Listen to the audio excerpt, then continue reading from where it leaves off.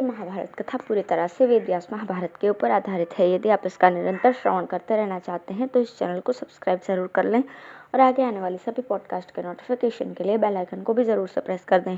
अब हम सुनेंगे दुर्योधन की प्रार्थना से भीष्म जी का पांडवों की सेना के संहार के लिए प्रतिज्ञा करना।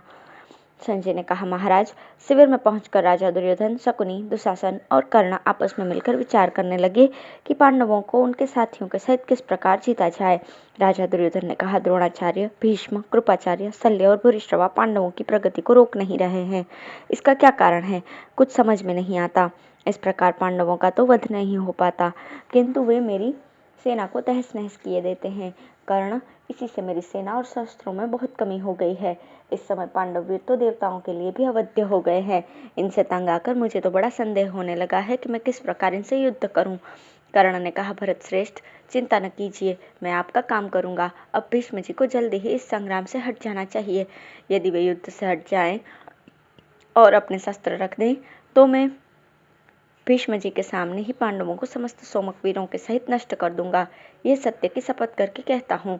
भीष्म जी तो पांडवों पर सदा से ही दया करते हैं और उनमें इन महारथियों को संग्राम में जीतने की शक्ति भी नहीं है। अतः आप शीघ्र ही भीष्म जी के डेरे पर जाइए और उनसे अस्त्र शस्त्र रखवा दीजिए। दुर्योधन बोला, शत्रुदमन, मैं अभी भीष्म जी से प्रार्थना करके तुम्हारे पास आता हूँ। भीष्म जी के हट जाने पर फिर तुम ही युद्ध करना। इसके बाद दुर्योधन अपने भाइयों के सहित भीष्म जी के पास चला आया। दुशासन ने उसे एक घोड़े पर चढ़ाया। भीष्म जी के डेरे पर पहुंचकर वो घोड़े से उतर पड़ा और उनके चरणों में प्रणाम कर सब प्रकार से सुंदर एक सोने के सिंहासन पर बैठ गया। फिर उसने नेत्रों में आंसू भर हाथ जोड़कर गदगद कंठ से कहा, दादाजी, आपका आश्रय पाकर तो हम इंद्र के सहित समस्त देवताओं को जीतने का भी साहस रखते हैं। फिर अपने मित्र और बंधु बांधवों के सहित इन पांडवों की तो बात ही क्या है। इसलिए अब आपको मेरे ऊपर कृपा करनी चाहिए।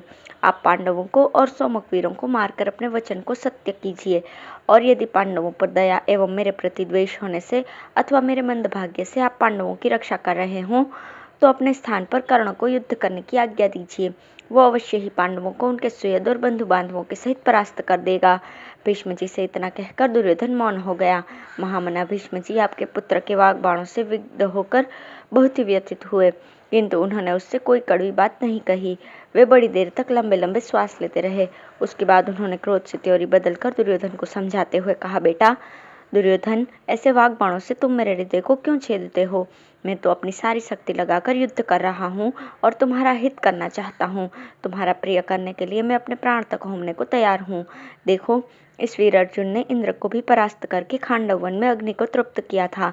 यही इसकी अजयता का पूरा प्रमाण है। जिस समय गंधर्व लोग तुम्हें बलात् पकड़ कर ले गए थे, उस समय भी तो इसी ने तुम्हें छुड़ाया था। तब तुम्हारे ये सूरवीर भाई और कर्ण तो मैदान छोड़कर भाग गए थे। ये क्या उसकी अद्भुत शक्ति का परिचायक नहीं है? विराटनगर में इस अकेले ने ही हम सबके छक्के छुड़ा दिए थे तथा मुझे और द्रोणाचार्य को भी परास्त करके योद्धाओं के वस्त्र छीन लिए थे। इसी प्रकार अश्वत्थामा, कृपाचार्य और अपने पुरुषार्थ की डींग हाँकने वाले कर्ण को भी नीचा दिखाकर उत्तरा को उनके वस्त्र दिए थे। यह भी उसकी वीरता का पूरा प्रमाण है।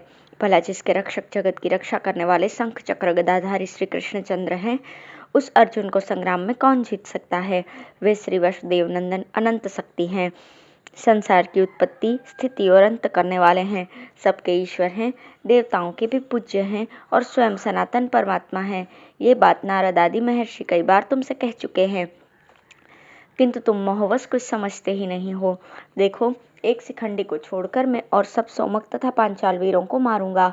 अब या तो मैं ही उनके हाथ से मारा जाऊंगा या उन्हें ही संग्राम में मारकर तुम्हें प्रसन्न करूंगा। यह शिखंडी राजा द्रुपद के घर में पहले स्त्री रूप से ही उत्पन्न हुआ था, पीछे वर के प्रभाव से ये पुरुष हो गया है। इसलिए मेरी दृष्टि में तो ये शिखंडिनी स्त्री ही है। अतः इस पर तो मेरे प्राणों पर आ बनेगी तो भी मैं हाथ नहीं उठाऊंगा। अब तुम आनंद से जाकर शयन करो। कल मेरा बड़ा भीषण संग्राम होगा।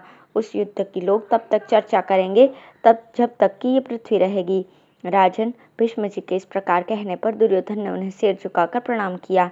फिर वो अपने डेरे पर चला आया और सो गया। दूसरे दिन सवेरे उठते ही उसने सब राजाओं को आज्ञा दी कि आप लोग अपनी अपनी सेना तैयार करें। आज भीष्म जी कुपित होकर सोमक वीरों का संहार करेंगे। फिर दुशासन से कहा, तुम शीघ्र ही भीष्म जी की रक्षा के लिए कोई रथ तैयार करो। आज अपनी 22 सेनाओं को सहित रक्षा के लिए आदेश दे दो। जिस प्रकार अरक्षित सिंह को कोई भेड़िया मार जाए, उस तरह भेड़िए के समान इस शिखंडी के हाथ से हम भीष्म जी का वध नहीं होने देंगे। आज शकुनी, शल्य, कृपाचार्य, द्रोणाचार्य और विवंसती खूब सावधानी से भीष्म की रक्षा करें, क्योंकि उनके सुरक्षित रहने पर हमारी विजय अवश्य होगी। दुर्योधन की ये बात सुनकर सब योद्धाओं ने अनेकों रथों से भीष्म जी को सब ओर से घेर लिया। भीष्म जी को अनेकों रथों से घिरा देखकर अर्जुन ने धृष्टद्युम्न से कहा, आज तुम भीष्म जी के सामने पुरुष सिंह शिखंडी को रखो, उसकी रक्षा मैं करूंगा। धन्यवाद।